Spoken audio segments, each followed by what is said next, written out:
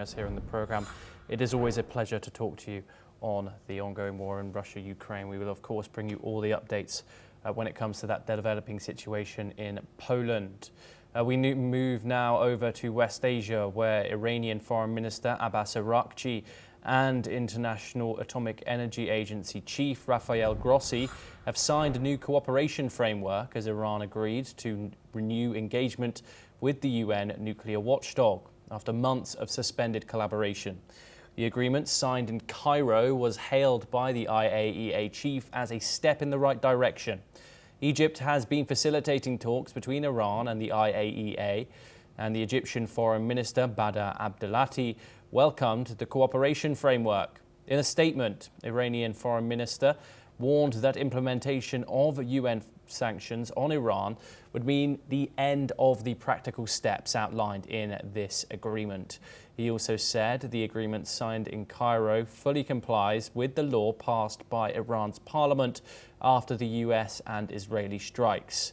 The Egyptian Foreign Minister expressed optimism that this agreement would open the door to additional steps to avoid further escalation. Let's listen in.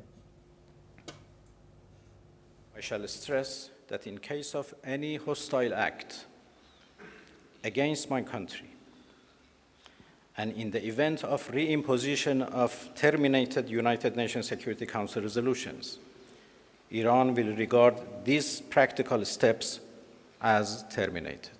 This is a step in the right direction. This is a door we are opening. And of course,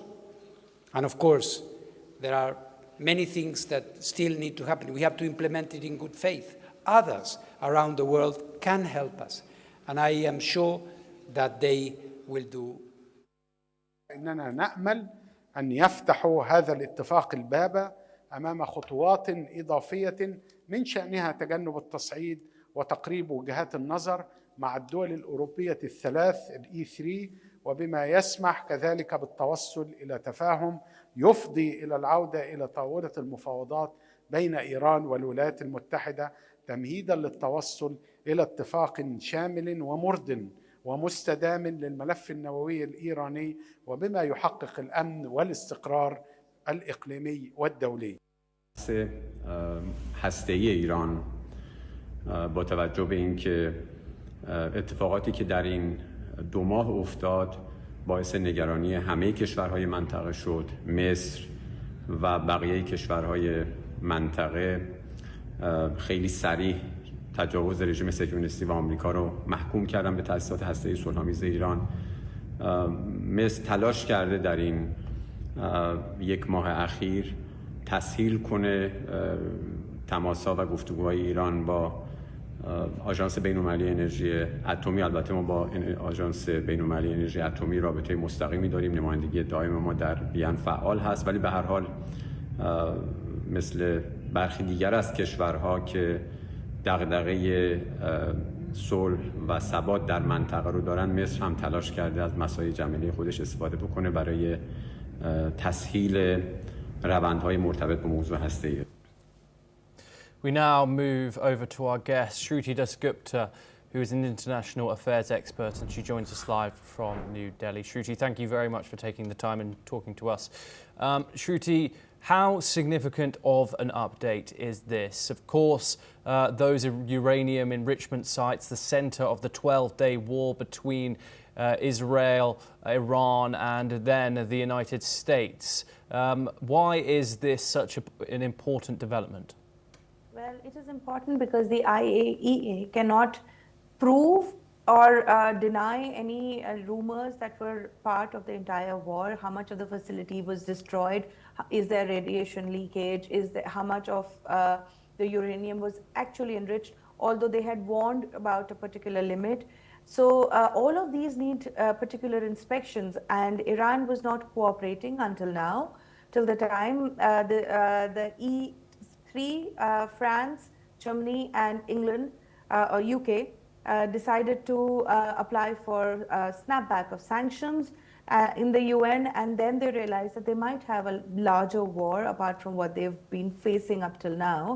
And so they have agreed to at least allow the IAEA inspections. The modalities of this particular agreement come exactly on time.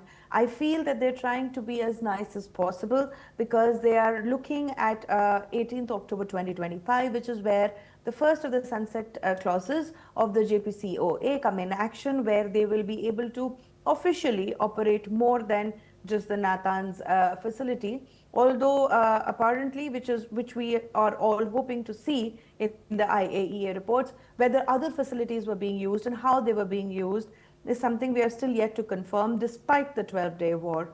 So at least now, after the sunset sanctions, they would probably have access to a larger amount of stockpile that they can be doing, that they can do a higher enrichment limit that they can reach, as well as access to other legal access to at least other facilities. So these are the clauses that they are looking at. I believe in after the 12-day war, they had also offered to restrict their uranium enrichment to 3% or below, so that they can have access to their frozen assets in foreign nations.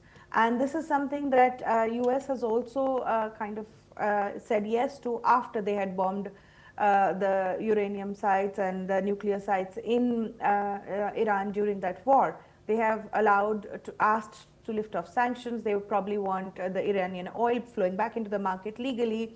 So all of these is something that Iran considers good for its economy, good for its people, and so they are allowing, as of now, to put up with the IAEA inspections. And this is why this particular report is good, because it seems that Iran is not hell-bent on breaking all rules and have an all-out war on its hand with more than one nation. Yes, thank you very much, Ruchida Scoop, for